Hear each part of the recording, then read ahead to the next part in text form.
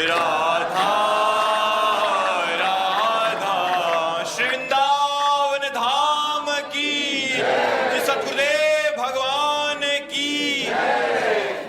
नितिन जी, राधे राधे महाराज जी। महाराज जी, गृहस्थ आश्रम में जाने से पहले अपने जीवन साथी से ऐसे कौन से प्रश्न पूछने चाहिए जिससे हमें पता चल जाए कि हमारे अनुकूल है या नहीं?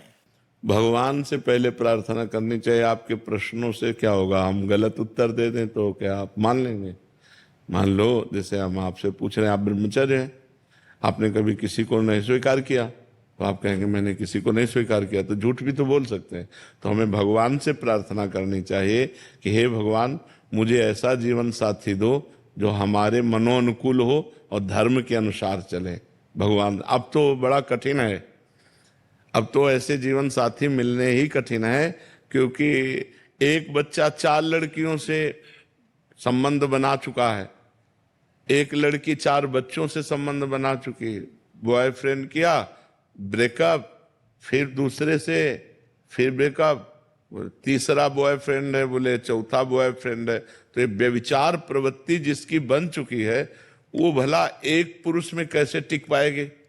तभी तो देखो बहुत गंदगी फैल रही है, पति पत्नी के संबंधों में कड़वाहट आ रही है। 1 साल नहीं हुआ और डिवोर्स हो गया, क्या हो रहा है? ब्याह हुए 1 साल नहीं हुआ, डिवोर्स हो गया, ये क्या हो रहा है? या पत्नी पति को मार डाल रही है, या पति पत्नी को मारे डाल रहा है, ये सब क्या है? व्यभिचार प्रवृत्ति के कारण ही तो है। तो बच्चे इस बात को समझ नहीं रहे हैं। आज वो एक बच्चा कह रहा था एक दिन कि जिसके गर्लफ्रेंड ना हो तो लोग उसको बहुत, मतलब मित्र लोग उसे बहुत नीचा समझते हैं। मतलब वो अपना गर्व से वर्णन करते हैं कि मेरे 5 गर्लफ्रेंड है, उसे गर्व समझ रहे हैं। तो आजकल तो बच्चा की ये प्रश्न पूछो कि तुम पवित्र हो, तब तो तुम जीवन भर संशय में बने रहोगे।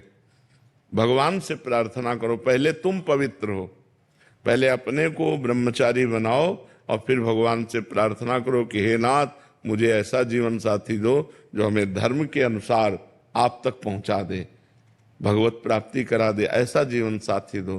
तो ऐसा बच्चा चलना भगवान से, बकाया कोई प्रश्न मत करो।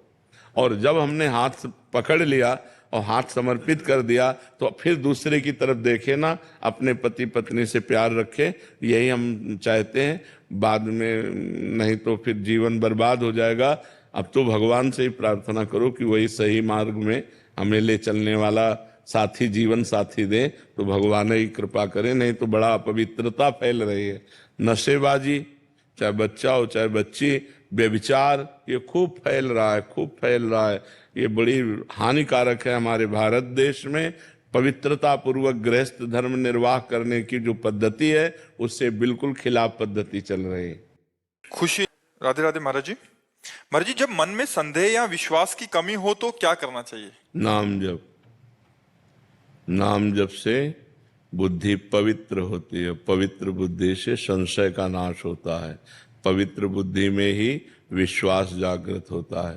तो हमें परम पवित्र मंगलमय भगवान का नाम निरंतर अपनी जिह्वा से लेने का अभ्यास करना चाहिए, जिससे हमारी बुद्धि विवेकवती हो जाए। बुद्धि तो सबके पास है, पर विवेक नहीं है। होए विवेक तो मोह भ्रम भागा। अगर विवेक हो जाए तो सब संशय नष्ट हो जाएगा, सब अविश्वास नष्ट हो जाएगा, परम विश्वास, दृढ़ निश्चय जागृत हो जाएगा। इसलिए नाम जप करो। किसका प्रश्न है? हाँ, नाम जप करो। नाम जप करने से संशय और अविश्वास, इसका नाश हो जाएगा, निश्चय और विश्वास जागृत हो जाएगा। जी। डॉक्टर विष्णु सक्सेना जी। जी। राधे राधे महाराज जी। महाराज जी, आप कह रहे हैं कि आप जीवन भर देश विदेश में प्रेमी प्रेमिका, नायक नायिका के भौतिक प्रेम पर ही कविताएं लिखकर आप अंतर्राष्ट्रीय कवि हैं, श्रृंगार रस के, कह रहे हैं। महाराज श्री, मुझ अधम को कोई ऐसा उपाय बताएं कि भौतिक प्रेम आध्यात्मिक प्रेम में बदल जाए और मेरी कविताओं इससे कोई लाभ तो मिलेगा नहीं। भले तालियां मिल जाएं, संसार के 4 लोग तुम्हारी वाहवाही कर दें, लेकिन इससे सत्य वस्तु तो मिलेगी नहीं। ये विलासिता के गान करने से 4 लोग संसारिक वाह वाह कह सकते हैं या हर्षित हो सकते हैं, लेकिन न तुम्हें मन की शांति मिलेगी, न औरों के मन की शांति मिलेगी। यदि प्रभु के चरित्र गाओ तो तव कथामृतम तप्त जीवनम, कविभिरीडितम कल्मषापहम श्रवण मंगलम श्री मुदाततम भूय गृणन्ति ते भूरिदा जना। वो बड़े महामहिमा में दानी माने जाते हैं जो दूसरों को भगवान की चर्चा सुनाते हैं।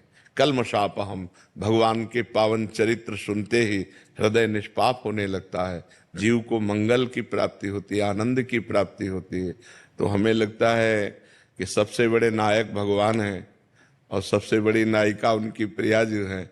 अगर उनके पावन चरित्र गान करो तो तुम्हारी भी बुद्धि पवित्र हो जाएगी और परलोक लोक सब बन जाएगा और जो सुनेगा उसका भी मंगल हो जाएगा।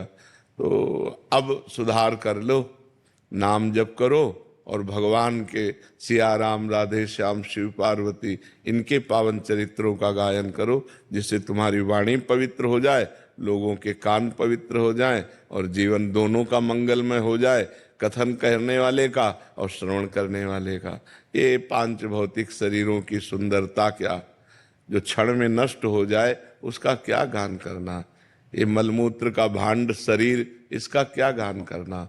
गान करना तो चिदानंद भगवान का गान करे, जिससे हमारा जवान और कान दोनों मंगलमय हो जाए, दोनों पवित्र हो जाए ना। अब नाम जप करो और भगवान का चरित्र गाओ तो जीवन पवित्र हो जाए। नहीं क्या, चार पैसे मिल जाएंगे, लोग तालियां बजा देंगे बस, और क्या है। मरोगे तो न तालियां साथ जाएंगी, न पैसे साथ जाएंगे, न नायक नायिका साथ जाएगी, भगवान का चिंतन जाएगा, भगवान का भजन साथ जाएगा। तो हमें लगता है कि रुपया ही सब कुछ नहीं है।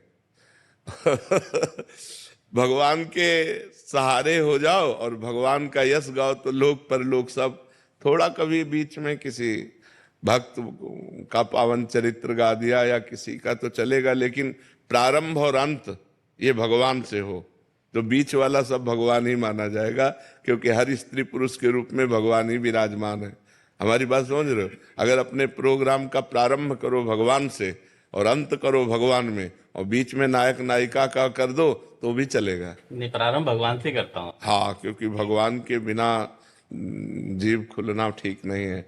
भगवान से प्रारंभ करो और अंत भी भगवान में करो और बीच का रहने दो, जो आप गान करते हो और उसे भी भगवान को समर्पित कर दो कि जो हमें सेवा दी है वो मैं कर रहा हूँ।